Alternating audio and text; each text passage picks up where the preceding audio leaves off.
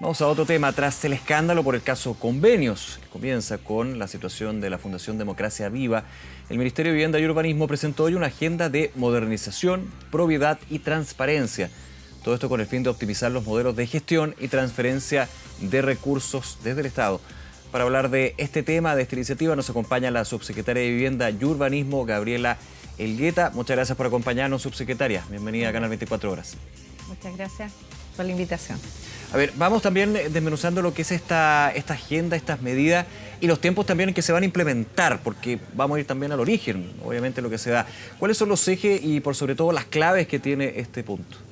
La agenda de modernización que hemos planteado hoy en la mañana nace a partir de una instrucción, luego de conocidos los hechos de Antofagasta por el ministro, de poder constituir al interior del ministerio una investigación amplia que se extendió a las 16 regiones, con una comisión interdivisional donde está la Contraloría Interna, el equipo de finanzas, el área jurídica y también las áreas técnicas del Ministerio, de manera de proponer, a raíz de la investigación y de los hallazgos que salieron en esa investigación, ciertas medidas que permitieran enfrentar esta crisis y modernizar también la gestión del Ministerio en 3 pilares. ¿Le comento los pilares? Vamos. Sí. El primero tiene que ver con, efectivamente, rediseñar el programa de asentamientos precarios. Perfecto. Que eso es clave, porque se inicia con la Fundación Democracia Viva, pero pone en cuestionamiento lo que es justamente un programa que es bien necesario para la situación de los más vulnerables, los que viven en campamentos. Efectivamente. Esto es un programa, y es importante decirlo así, acotado. El programa de campamentos del Ministerio corresponde al 1% del presupuesto. Sí. Y eso estamos hablando de 40.000 millones, respecto al cual el 74% se transfiere a municipios. Entonces, de ese 24%, que es 36%, por ciento que estamos hablando de fundaciones, donde se gatilla este problema y donde efectivamente hubo flexibilizaciones que se hicieron desde el año 2015 en una glosa, que, como lo que usted dice, justamente lo que buscaban era dar más celeridad a inversiones que hay que hacer con urgencia para la gente más vulnerable y más necesitada en los campamentos. Perdón, me voy a tener un segundo en ese punto. Creo que es bien relevante porque también es parte de uno de los elementos que ha sido puesto en cuestión en términos del sistema de transferencia directa. Aquí era legal el transferir sin pedir una boleta de garantía, porque se está emulando lo que fue la normativa de hace un par de años que se hacía justamente con los municipios. O sea, claro, el grueso de este programa y en general de las transferencias del Ministerio opera a través de municipios, entonces son transferencias pública. Perfecto. Entonces, el primer pilar, que es rediseñar este programa, incluye modificar los convenios y elevar los estándares que incluyen no solo pedir la boleta de garantía, precisar el encargo respecto al producto y fijar, por lo tanto, que el plazo y el pago se haga la transferencia en distintos pagos de manera que coincida con los avances que tiene eso. Y por otra parte también poder fijar ahí ciertas normas de transparencia a las fundaciones que trabajan con nosotros, de manera que ellas puedan también disponibilizar los aportes que reciben públicamente, las declaraciones de patrimonio, y eso le estamos poniendo un capítulo especial a eso. Pero se mantiene la modalidad y la alternativa de que seremías, en este caso del MIMBU, puedan entregar y hacer transferencias directas a fundaciones, como sucedió en el caso, pero con exigencia aún más grande, más alta. Vamos a estandarizar para las 16 regiones, justamente por lo que dice usted, porque había una discrecionalidad región a región. De hecho, tenemos 3 regiones que sí pedían garantías. Entonces, se va a homologar en este primer capítulo, digamos, del rediseño del programa, los convenios, la concursabilidad. Usted sabe, lo ha dicho el Contralor, la concursabilidad era exigible para las transferencias corrientes. En las transferencias capital no, nosotros vamos a adoptar hoy día un modelo de concursabilidad y un procedimiento ahí que es para todos. Y lo tercero, que tiene que ver con poder efectivamente generar aquí un nuevo modelo en el programa. Esto es un trabajo que se venía haciendo ya con un acompañamiento del BID del año 2020, y eso nosotros lo vamos a seguir de manera de también establecer una desconcentración del programa y poder reconocer la realidad de los territorios en el norte, en el centro y en el sur, de acuerdo a la complejidad que hoy día tiene también esta problemática. Ese es un pilar, el rediseño del programa de asentamientos precarios, que con lo cual nace y estalla, digamos, este caso, y que no solamente ha estado en el mismo, pero en gran parte, digamos, hay que decirlo, ha estado justamente el Ministerio de Vivienda y Urbanismo. ¿Qué otros pilares considera esta agenda de probidad, transparencia y modernización? El segundo pilar tiene que ver con fortalecer y robustecer todo nuestro sistema de integridad, probidad y transparencia. Y ahí, fundamentalmente, uno de los temas que vamos a reforzar aquí es que todas las rendiciones que hagan las fundaciones se hagan en el sistema de rendiciones que tiene la Contraloría General de la República, la sigla es CIRREC, y va a ser una homologación estándar para todas las rendiciones. Hasta ahora esa rendición no había que hacer la Contraloría, no. La hacía la Contraloría interna del MIMBU o las seremías correspondientes. Estos operan descentralizadamente a través de los servios, la ejecución y la seremi. Ahí había discrecionalidad también, me imagino, ¿no? Claro, era uno a uno, cada uno tenía, claro, sus propios procedimientos. Entonces lo que se va a hacer es que la fundación directo entra al sistema, queda todo digitalizado. Lo segundo, vamos a crear un registro de fundaciones.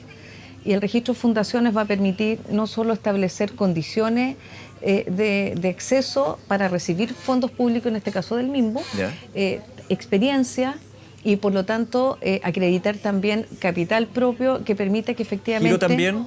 Giro, vamos a mirar el objeto también. ¿Y cuándo fue creada? ¿No? Exactamente, eso va a tener requisitos, cómo funcionan estos registros, que va a tener, por lo tanto, una coherencia respecto de los recursos que yo le transfiero. Este registro, perdón, ¿se cruza con los registros del Ministerio de Justicia que ve justamente el tema de fundaciones en general?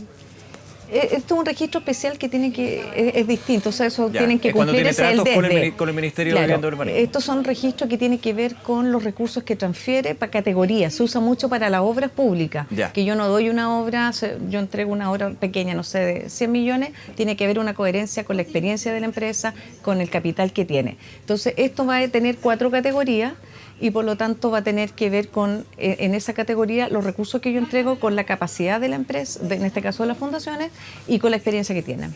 Ya.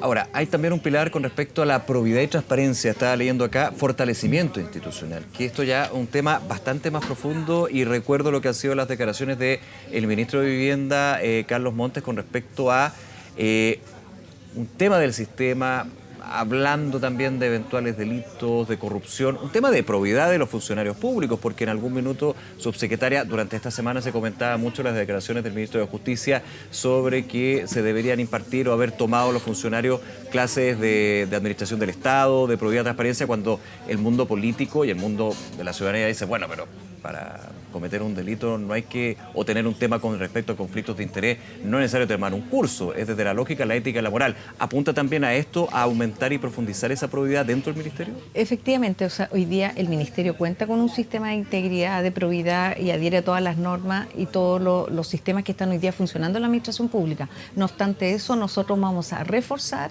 con una capacitación de nuevo, profunda, respecto de los deberes funcionarios, de los temas de probidad, la actualización de agenda, lo decía también el Contralor, respecto de las distintas normativas que hoy día están aplicando, de medidas también de control más estricto, de protocolos, de flujos de información, eso es bien importante, y sobre todo en la agenda anticorrupción nosotros vamos a actualizar nuestro código de ética.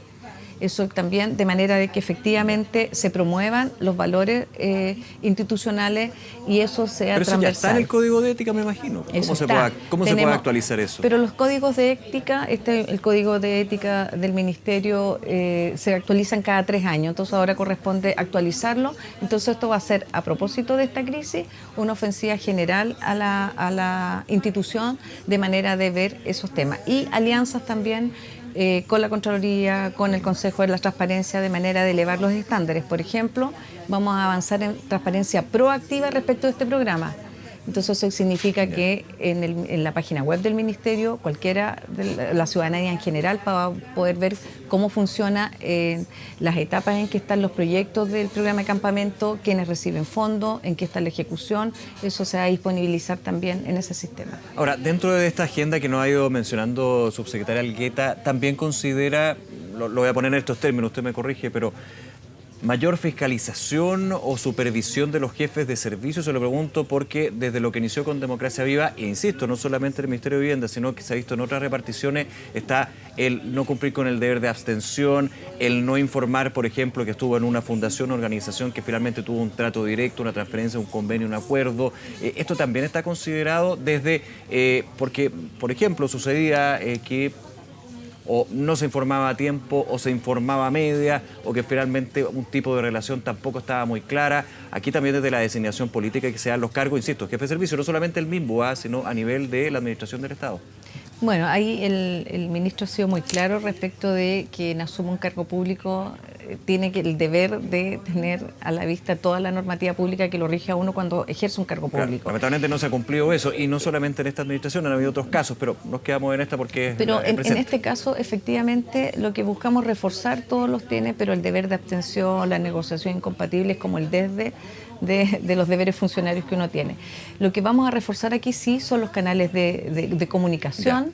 Y en el caso de los niveles de control, aumentar los niveles de control, pero con también la correcta necesidad que tenemos nosotros hoy día. No hay que olvidarse que el Ministerio lo que está fuertemente impulsando, y en eso no se ha detenido, es poder avanzar en el plan de emergencia habitacional. Aquí hay una urgencia respecto de llevar las 260.000 viviendas, y en el caso campamento una mayor urgencia aún por la vulnerabilidad en que viven las personas hoy día.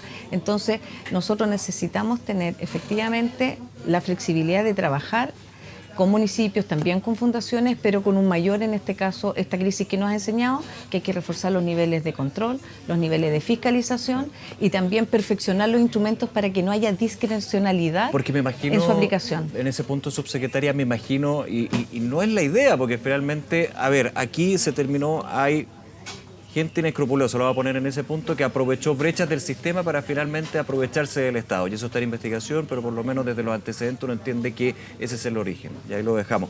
Pero el sistema finalmente lo que buscaba era agilizar la entrega de recursos, agilizar que los proyectos y los buenos proyectos se desarrollaran. Me imagino que llegara al punto contrario de aumentar la fiscalización a nivel de rigidizar, digamos, el dinamismo de este círculo virtuoso, no es la idea. ¿Cómo llegar a un punto medio donde finalmente se exija más, se fiscalice más, pero al mismo tiempo no se entrampe lo que puede ser proyectos que pueden durar años, digamos, en ejecución? Efectivamente, ese es el punto medio que hay que llegar, porque aquí hay una urgencia, hay una meta presidencial. Hay una urgencia para el trabajo en los campamentos que es mucho más compleja que esa realidad, porque generalmente está en terrenos informales. Hoy día además hay mucha disputa territorial con el tema de seguridad, migración. Entonces hay un tema ahí que requiere también una flexibilidad de cómo se van abordando esos territorios, y esa realidad va cambiando caso a caso, región a región. Entonces ahí nosotros tenemos una urgencia. Hoy día se están en licitación este segundo semestre muchos proyectos. Aquí nosotros en campamentos tenemos aquellos iniciativas que son de aquellos campamentos que se radican en el lugar, que se llama Construyendo Barrio, y donde hay que hacer urbanizaciones, hay que llegar con la pavimentación. Esa agenda sigue con fuerza en el Ministerio, y están las otras que buscan una solución habitacional. Esto es una problemática compleja, pero lo que buscamos nosotros es que, dada esa agenda y sobre todo en un proceso donde estamos también de reactivación económica, donde necesitamos que las obras públicas, se habla de la permisología, eso efectivamente se reduzca. Eso no, yo creo que no es incompatible con mejorar los niveles de fiscalización y de control respecto a esto. Y eso se hace estandarizando instrumentos, mejorando los estándares, y también se hace con una férrea, digamos, alineamiento de todos los niveles directivos respecto de las normas de probidad y transparencia. Sí, se está trabajando para subsanar esta situación, subsecretaria, queda claro en las medidas, también en lo que han sido las declaraciones de usted y del ministro, pero quizás más adelante, pero creo que es relevante pensar, estamos en agosto, próximamente vendrá una discusión clave que es la del proyecto de ley de presupuesto. ¿Hay temor, más que temor, hay de alguna manera la aprehensión por parte del ministro, de usted, de que en esa discusión, que es técnica y política, hay un plan de emergencia habitacional que hay que seguir trabajando, y se está trabajando, lo tengo claro, que en esa discusión del proyecto de ley de presupuesto cale hondo y impida una entrega de recursos necesario al ministerio? Este caso convenios, este caso de Democracia Viva, lo que estamos hablando en esta hora. Yo espero que no. Ahora, sin duda, esto va a estar permeado por esta agenda. Yo creo que en ese contexto y en ese sentido, tanto el presidente como el ministro, una vez conocido estos casos, han hecho esta instrucción respecto de poder investigar, avanzar. Se han disponibilizado los antecedentes, tanto a la Contraloría, a la Fiscalía, pero sobre todo nosotros, y yo llevo ahora un mes, el mandato ha sido poder mejorar y establecer esta agenda que permite efectivamente salir de esta crisis en términos de mejorar todos los estándares de asignación, de contratación y de asignación de recursos. Eso yo creo que no, y esto como yo lo decía antes, sin minimizar, esto corresponde a un programa muy acotado que es el 1% del presupuesto del Ministerio. Esto está asociado a la agenda de plan de emergencia habitacional, que es una agenda que no es de un ministerio, es una agenda que, lo hemos dicho muchas veces, es una política de Estado, sí, que supera los gobiernos de turno y por lo tanto es también una agenda país, donde también aquí en la cadena también de actores que trabajamos, hay actores públicos como somos nosotros que trabajamos con toda la asignación de subsidios, la ejecución de los proyectos, pero hay actores privados, aquí hay también una reactivación económica y por otras partes, y por otro lado está todas las obras urbanas que mientras llega la vivienda, que pueden pasar años, como sabemos, entre que las familias se organizan y llegue a la solución 18, 20 años, paralelamente el Ministerio de Vivienda también llega con proyectos de ciudad, con parques, con equipamientos, con pavimentación, y esa agenda hoy día el Ministerio, todos sus funcionarios, más de 6.000 funcionarios, están abocados en ejecutar eso. Subsecretaria Gabriela Algueta, subsecretaria de Vivienda y Urbanismo, gracias nuevamente por acompañarnos esta tarde. Que le vaya muy bien. Muchas gracias por la invitación. Hasta luego.